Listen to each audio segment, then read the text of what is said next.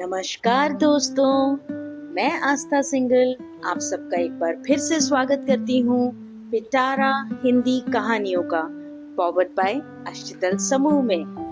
दोस्तों, जैसा कि आप जानते हैं कि हर सप्ताह हमारे पिटारा ग्रुप पर एक साप्ताहिक विषय दिया जाता है और उस पर चयनित रचना को हम अपने YouTube चैनल पर फीचर करते हैं। पिछले सप्ताह का विषय था शिक्षा का महत्व और उसमें स्पेशल चयनित रचना थी लेखिका फरजाना इरफान जी की। तो आइए सुनते हैं उनकी रचना मेरी आवाज में। इंसान रिश्तों की डोर से बंधा है जिसे निभाना रिश्तों की अहमियत करना ही है। इंसानी रिश्तों के कई रूप होते हैं जिसमें एक खास रिश्ता गुरु और शिष्य का भी होता है।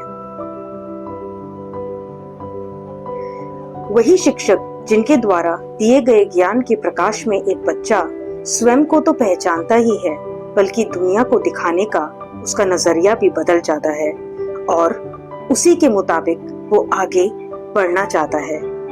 जैसे कि श्रद्धा अपनी जिंदगी में आगे बढ़ना चाहती थी और अपने परिवार को भी आगे बढ़ाना चाहती थी। श्रद्धा और सौरभ बहुत ही निम्न परिवार से थे।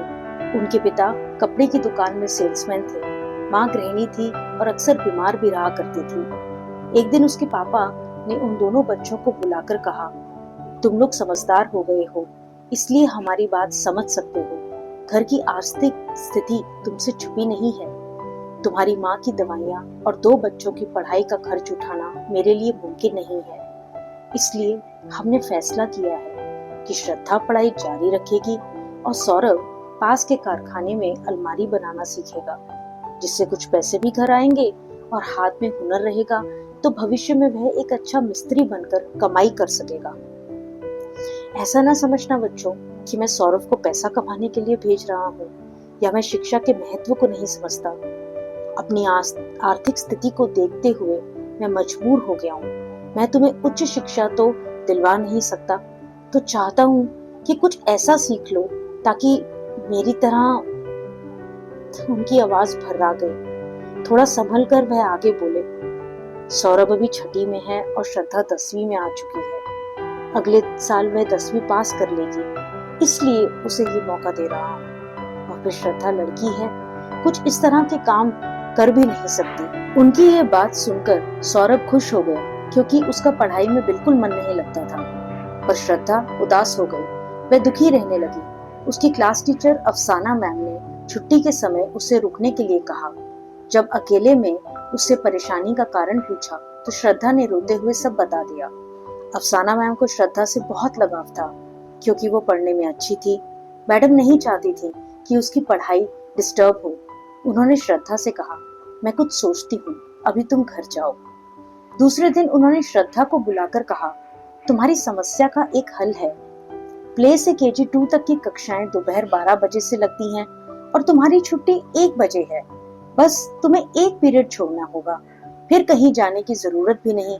स्कूल के जूनियर सेक्शन में पढ़ाना है। इस समय स्कूल का नियम है, टीचर के अपनों में से एक की फीस माफ हो जाती है, तो तुम्हारे भाई की फीस नहीं लगेगी। तुम्हें जो तनख्वाह मिलेगी उससे पुस्तक कॉपी वगैरह लेना। मैंने मैनेजमेंट से बात की है, अगर वो स्वीकृति देते हैं तो तुम्हारी समस्या का हल हो जाएगा। श्रद्धा खुश होकर बोली, मदद के लिए थैंक यू मैम।